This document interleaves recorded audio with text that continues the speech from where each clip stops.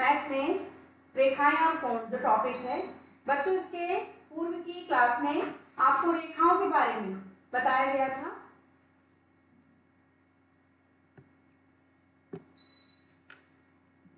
ये रेखाओं के बारे में बताया था। आज पढ़ेंगे हम कोण के बारे में। कोण, जब दो किरण एक ही अंत बिंदु से प्रारंभ होती है तो एक कोण निर्मित होता है या बनता है। ठीक है, जब दो किरण, तो दो किरण ले लेंगे।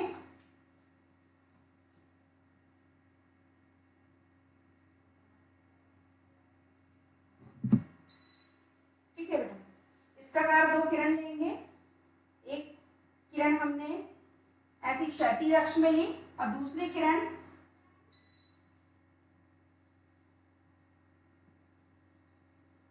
तो इस प्रकार जो है कोण जो ये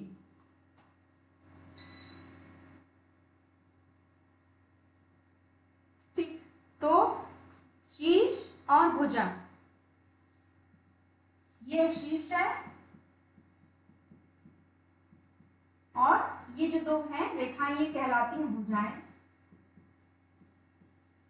ठीक, ओ एक्स और वाई। ठीक, ये तो दो किरण, किरण जो हो गई ओ एक्स पहली, दूसरी हो गई ओ वाई। ठीक, तो जब दो किरण एक ही अंत बिंदु यानी जी ओ से प्रारंभ होती है तो एक कोण बनता है। ठीक, अब अगला कोण के प्रकार। कोण जो है वो 8 प्रकार के होते हैं।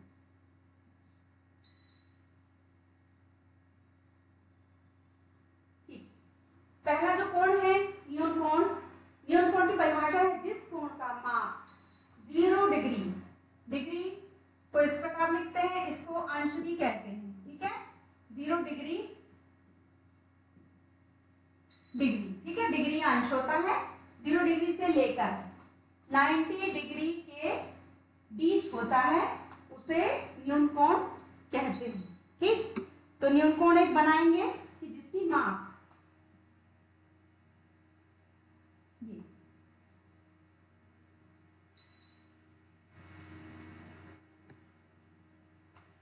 बनाएंगे। एक रेखा खींचेंगे और 90 से कम होना चाहिए, ये इस प्रकार खींचेंगे। कह सकते हैं इसको 60 अंश, 60 भी कह सकते हैं।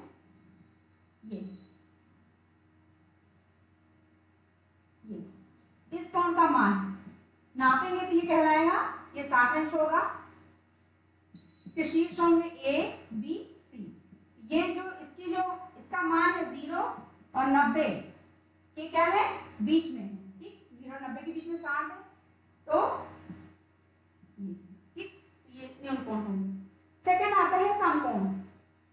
समकोण है जिस कोण का माप 90 अंश के बराबर होता है, उसे समकोण कहते हैं। तो समकोण के लिए फिर से दो रेखाएं ले लेंगे। एक रेखा ले ली और एक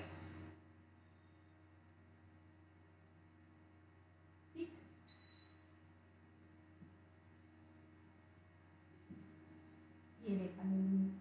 ठीक है, और इस रेखा को इससे मिला दिया। ये समकोण के लिए ये जो कोण का माप है ये होना चाहिए 90 डिग्री। ठीक है, यहाँ पे जब हम चांदा रखेंगे बेटा, ठीक है, चांदा जब यहाँ रखेंगे तो ये पूरा 90 डिग्री एंगल शो करेगा। तो ये हो गया। शीर्ष ले लेंगे ए बी और सी। तो जिस कोण का माप 90 अंश के बराबर होता है उसे समकोण कहते हैं। नेक्स्ट, तीसरा है अधिक कोण। जिस कोण का माप 90 अंश से लेकर 180 के बीच होता है। बीच का मतलब है 90 से अधिक होना चाहिए, ठीक है, और 180 से क्या होना चाहिए, कम होना चाहिए। तो कम के लिए क्या लिख सकते हैं, सपोज 120 अंश ले सकते हैं। तो एक फिर से कोण बना, रेखा खींचेंगे।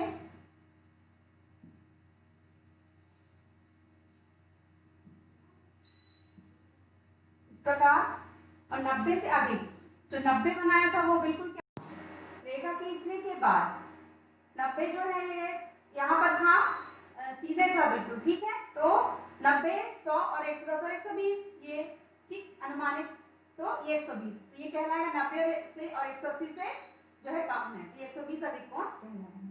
नंबर 4 है सरल या त्रिज्यी कोण, जिस कोण की माप 180 अंश के बराबर होती है उसे त्रिज्यी कोण कहते हैं।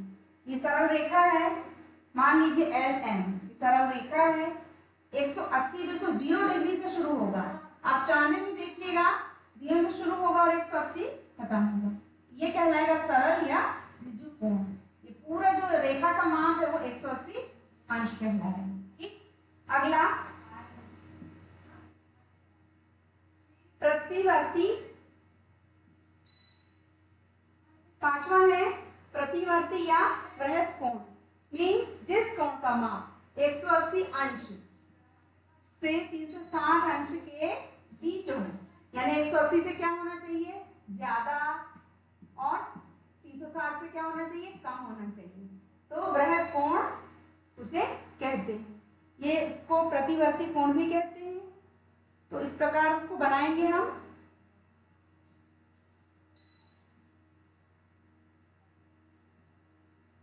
दो रेखाएं लेंगे, एक रेखा ली हमने, तो दूसरी रेखा ले लेंगे, यहां से लेंगे, इसे कहेंगे प्रतिवर्ती कोण। जो कोण है इसका मान होगा, तो नाम दे सकते हैं O A और ये B।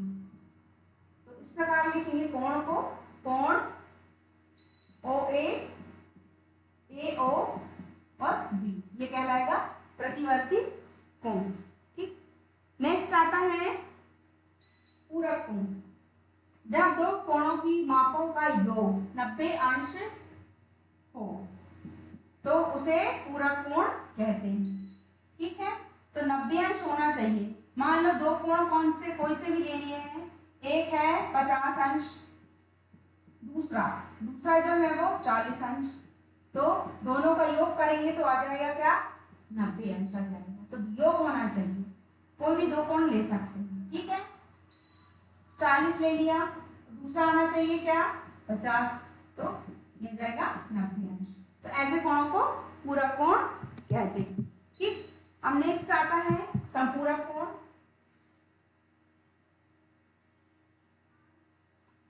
जब दो कोणों की मापों का योग 180 अंश हो उसे संपूरक कोण कहते हैं। उदाहरण, मान लो पहला कोण 100 अंश का है, दूसरा 80 का होगा, तभी दोनों का योग होगा 180 अंश।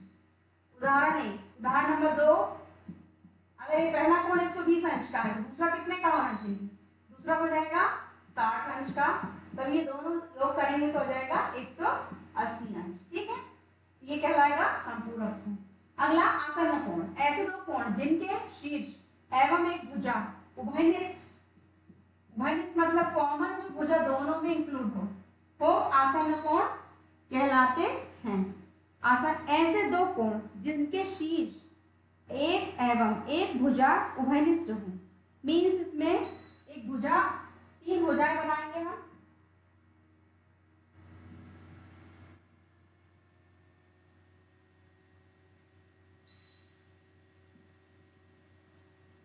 पहली भुजा, दूसरी भुजा और ये तीसरी भुजा, ठीक। 3 भुजाएं हो गई। अब इनको लिखते हैं O P Q और R, O P Q और R, ठीक है। फिर से ऐसे दो कोण जिनका शीर्ष एवं एक भुजा उभयनिष्ठ हो, ठीक है, तो क्या कहलाते हैं। तो इसको किस प्रकार लिखेंगे, POQ और QOR आसन्न कोण है। पहला कोण बनेगा, कोण को इस प्रकार लिखेंगे POQ। POQ कहाँ बन रहा है, देखो बेटा PO और Q, ये जो है ये वाला कोण बन रहा है, ठीक। दूसरा कोण कौन सा बन रहा है, Q से O और ये R, ये दूसरा कोण बन रहा है, तो कोण QOR। अब आगे देंगे शीर्षक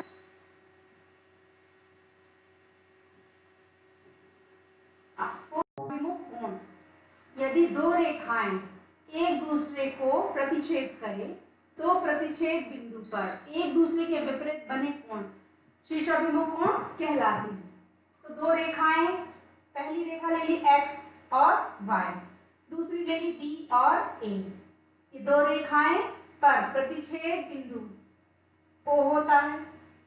तो जो विपरीत कोण बनते हैं, विपरीत कोण में आता है दोनों रेखाओं, एक पहला कोण बनेगा, एक नंबर है इसका, बनेगा पहला कोण ये AOX, ये हो गया पहला कोण। दूसरा कोण बनेगा BO और Y, ये हो जाएगा दूसरा कोण। तीसरा कोण बनेगा AO और Y, ये हो गया तीसरा कोण। और चौथा कोण बन रहा है DO और X, ये ठीक है बेटा। ये कहलाएंगे शीर्षाभिमुख कोण। और शीर्षाभिमुख कोण युग्म के कोणों की भुजाएं जो हैं परस्पर विपरीत किरणें होती हैं। ठीक, अगला पढ़ेंगे।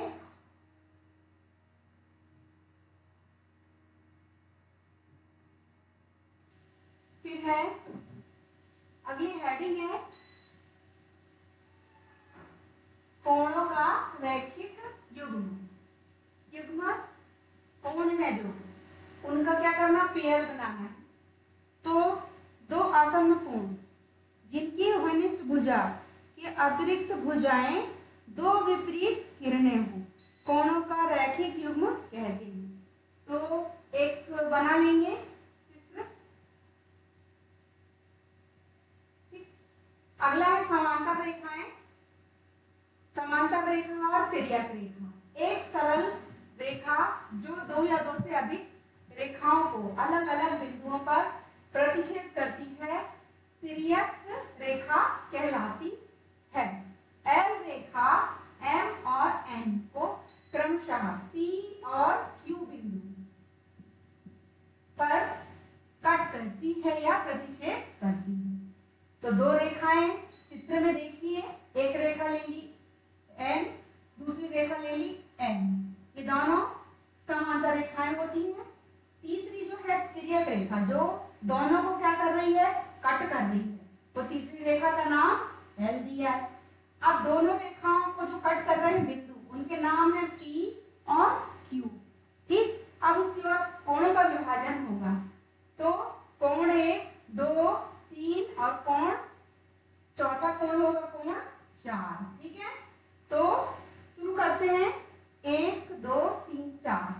कोण 1 हो गया, ये क्या हो गया, कोण 1, इसको 2 दे दिया नाम, ये 3 दे दिया और ये 4 दे दिया। ठीक, इसी प्रकार Q पर 4 कोण है, इस प्रकार है कोण 5, कोण 6, कोण 7, कोण 8। चिन्ह को क्या कहते हैं बेटा, क्या कहते हैं, कोण कहते हैं। कोण 1, 2, 3, 4 इस प्रकार। तो बिंदु Q जो है वो M रेखा पर है, तो इसको नंबरिंग करते हैं। ये कोण 5 हो गया, ये कोण 6 हो गया, ये कोण 7 हो गया और ये कोण 8 हो गया। ठीक, ये कोणों का विभाजन हुआ। अब इस कोणों के विभाजन के बाद आपको बताएंगे कि 1, 2, 3, 4, 5, 6, 7, 8 कौन कौन से कोण कहलाते हैं।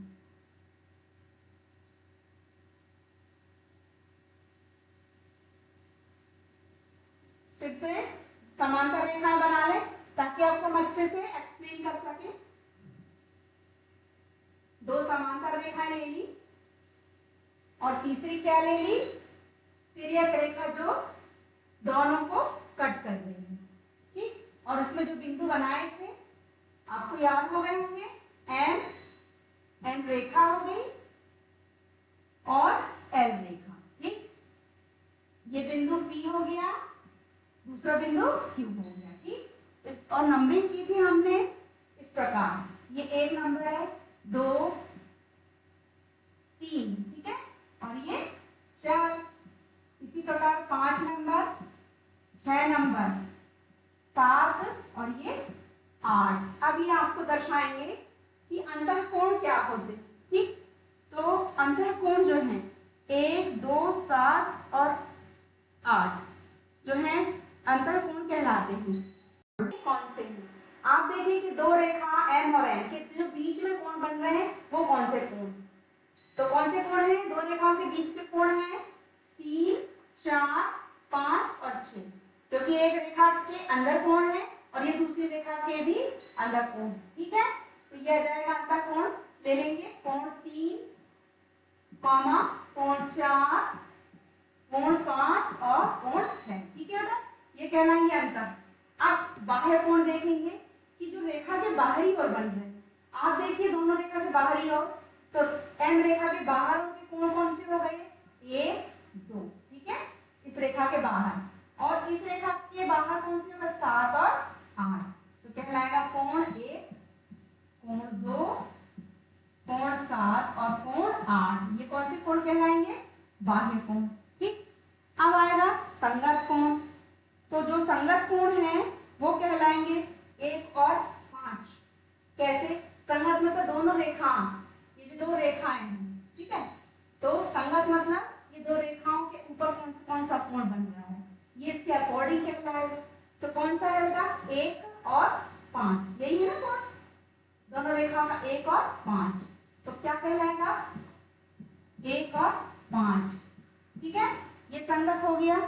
फिर दूसरा होगा 2 और 6, 2 और 6, किस रेखा की ओर बन रहा है? इस तरफ बन रहा है, 2 और 6 ये बन रहा है, ये कोण 2 और कोण 6, ये भी होगा संगत। तीसरा जो है 4 और 8, 4 कहाँ है? 4 और ये 8, कोण 4 और कोण 8। फिर अगला 3 और 7, ये सब क्या कहलाएंगे? संगत कोण कहलाएंगे। अब एकांतर अंतःकोण ये देखते हैं। एकांतर अंतःकोण में आप देखिए कि जो जेड की आकृति बनाते हैं, जेड की आकृति कैसे बन रही है, देखिए जैसे ये दो रेखाएं हैं यहाँ पर, ठीक, इसको तीसरी रेखा कट कर रही है, आप देखिए जेड की आकृति में कहाँ बन रही है, बताते हैं, इस प्रकार से ये बन रही है बेटा, ये जेड की आकृति बन रही है। तो अंतःकोण जो अंदर वाले कोण है वो लेंगे। चलिए एकांतर अंतःकोण बताते हैं। ये दो रेखाएं थी, समांतर रेखा, इसमें तिर्यक रेखा थी, तो जो उल्टा जेड बन रहा है उसके लिए उल्टा जेड किस प्रकार बन रहा है? ये उल्टा जेड, ये ठीक है, ये बन रहा है उल्टा जेड। इसके अंतर्गत जो कोण आएंगे वो अंतःकोण कहलाएंगे। तो 4 और 6 बन रहा है। कहाँ है 4? देखो बेटा, 4 जो है वो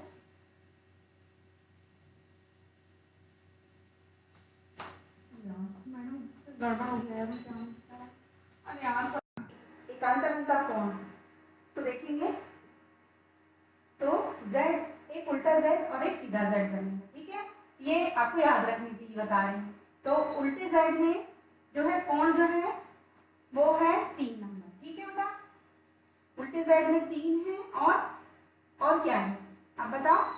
3 और क्या है? 5 है, ठीक है, ये हो गया 3 और 5, ठीक। और सीधे z में क्या है? 4 और 6, आया समझ में? ये 4 है और ये सीधे z में 6 है, तो पेयर बनेगा, पहला पेयर बनेगा कोण 4 और कोण 6, ये कहलाएगा एक पहला ये हूँ, दूसरा कहलाएगा अंतःकोण का कोण 3 और 5, आया समझ में? कोण 3 और कोण 5, ये कहलाएगा एकांतर अंतःकोण, मतलब अंदर वाले कोण, ठीक है। अब अपन एकांतर बाह्य कोण की बात करते हैं। तो जो बाह्य कोण है, तो रेखा के जो बाहरी में बन रहे हैं, कौन कौन से बन रहे हैं आप लोग को दिख रहा होगा आपका 1, 2 और कौन सा बन रहा है? 7 और 8, इस प्रकार बन रहे हैं, ठीक है। तो जो बाह्य कोण है 1, 7, 2 और 8, ठीक है, मिल जाएगा 1 कोण 1 कोण 7, ठीक है, कोण 2 कोण 8। अभी देख लेते हैं इसको, कोण 1 कहाँ पर है? देखो एक ये है, ठीक है, और 1 और 7 कहाँ है? ये वाला 7 है, ये बाहर बन रहा है, ठीक, और 2 ये भी बाहर और ये 8, ठीक, ये क्या लगेगा? एकांतर बाह्य कोण, ठीक। अब नेक्स्ट देखते हैं शीर्षाभिमुख कोण, ठीक। तो शीर्षाभिमुख कोण कौन कौन से होते हैं? फिर से आप चित्र बना लेते हैं, ये देखिए सिंपल चित्र बना लिया, ये तिर्यक रेखा काट रही है। शीर्षाभिमुख कोण जो है देखें शीर्षाभिमुख कोण। आपको भी पहले शीर्षाभिमुख कोण का आपको चित्र और कोण के बारे में बताया था। तो जो शीर्षाभिमुख कोण है वो कौन कौन से होंगे? 1 और 3, पहले नंबरिंग कर लें। 1 2 3 4, ठीक है। फिर इसी प्रकार 5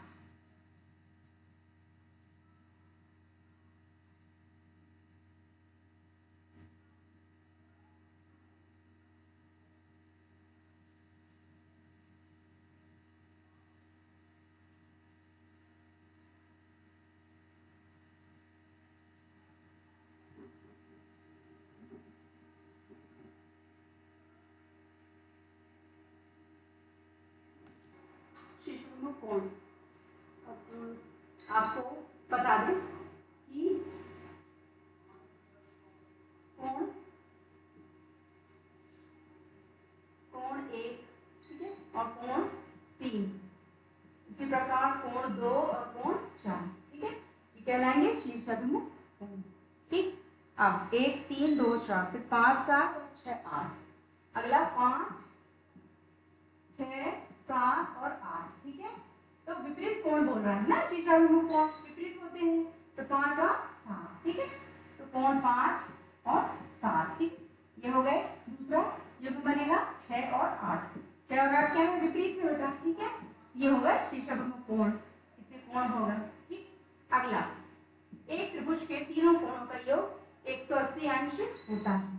तो कैसे होता है बेटा, देखते हैं। एक त्रिभुज बना लेंगे अब।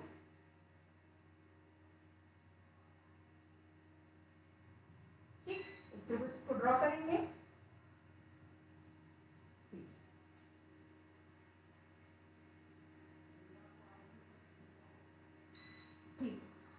त्रिभुज के 3 शीर्ष होते हैं, ए बी और सी, ठीक है। ये हो गए। और त्रिभुज की भुजाएं कौन सी होती हैं? ए से जो बी खींची है ये त्रिभुज की भुजा है। तो कैसे लिखते हैं त्रिभुज की भुजाओं को? भुजा ए बी, पहली भुजा। दूसरी भुजा हुई कौन सी? बी से सी जाएंगे, तो दूसरी भुजा हुई भुजा बी सी। तीसरी भुजा हुई भुजा सी से ए तक आएंगे, ये हो गई भुजा सी ए। सी ए या ए सी बोल सकते हैं, ठीक है। ये कहलाएगी भुजा। और कोण, कोण का बोला है तीनों कोण, तो अपन पहला कोण देखेंगे। तो ये जो है, ये जो त्रिभुज है न्यून कोण का होता है। तो न्यून कोण आपको बता चुके हैं कि ये 60 अंश का होता है। तो तीनों कोणों को लिख देते हैं 60 60 और ये 60, ठीक है। तो क्या लिखेंगे? कोण ए, ऐसे लिखते हैं बेटा। कोण ए का मान कितना है? 60, ठीक। इसी प्रकार कोण बी कितना है? 60, और कोण सी ये कितना है? 60, ठीक। तीनों कोणों को जोड़ेंगे जब हम, कैसे जोड़ेंगे? कोण ए बी। देखिए बच्चों, अगला है शीर्षाभिमुख कोण। मींस यदि दो रेखाएं समांतर रेखाएं M और N पर एक तिर्यक रेखा L प्रतिच्छेद करें, तो जो विपरीत कोण है वो कहलाते हैं शीर्षाभिमुख कोण, ठीक।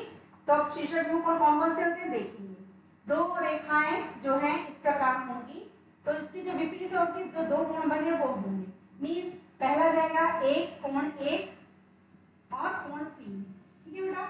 1 और 3 ये दो रेखाएं हैं, इनको जो कट कर रहे हैं इसके विपरीत तोड़ के कोण बन रहे हैं। दूसरा कोण बन रहा है 2 और 4, मींस ये 2 है और ये 4, ठीक है, ये कहलाएंगे। फिर दूसरा पेयर N रेखा पर जो बनेगा 5 और 7 विपरीत तोड़ के कोण है, ये हो जाएगा 5 और 7। फिर दूसरा युग्म बनेगा 6 और 8 का, ठीक है। ये 6 और 8 होगा शीर्षाभिमुख कोण, ठीक।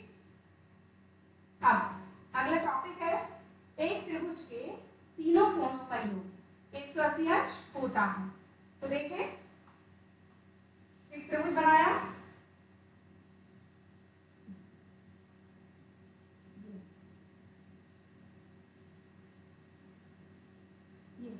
त्रिभुज शीर्ष जो है ए बी और सी। जो त्रिभुज की भुजाएं हैं, पहली भुजा होगी ए बी, ए से बी तक जो रेखा खींची जाती है वो भुजा होती है, तो भुजा ए बी। देन बी से सी तक जो खींची जाती है वो भुजा बी सी। सी से ए तक के लिए भुजा ए सी या सी ए। ये तीन भुजाएं हुई, इन तीनों का जो योग है 180 अंश होता है। तो ये जो चित्र है ये जो है न्यून कोण वाला, न्यून कोण बनाया गया है। तो न्यून कोण के लिए पहला जो है 60 डिग्री, दूसरा 60 और तीसरा 60 अंश होता है। ठीक, तो कोण ए का मान है 60 अंश, कोण बी 60 अंश और कोण सी 60 अंश।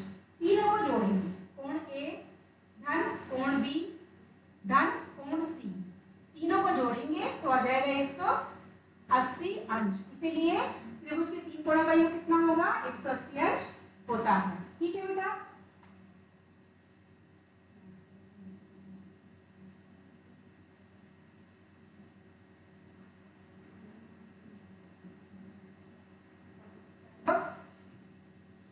आज जो मैंने जो भी आपको 8 प्रकार समझाए, पहला तो है कोण किसे कहते हैं, कोण आप बनाएंगे। दूसरा कोणों के कितने प्रकार होते हैं, तो 8-9 प्रकार होते हैं कोणों के, ये लिखेंगे आप और चित्र सहित समझाएंगे। ठीक है, चित्र सहित क्या करिए, परिभाषा सहित समझाएंगे कि आपको परिभाषाएं भी लिखना है। तीसरा क्वेश्चन, एक त्रिभुज के तीन कोणों का योग कितना होता है। ठीक है, तो त्रिभुज बना देते हैं। ये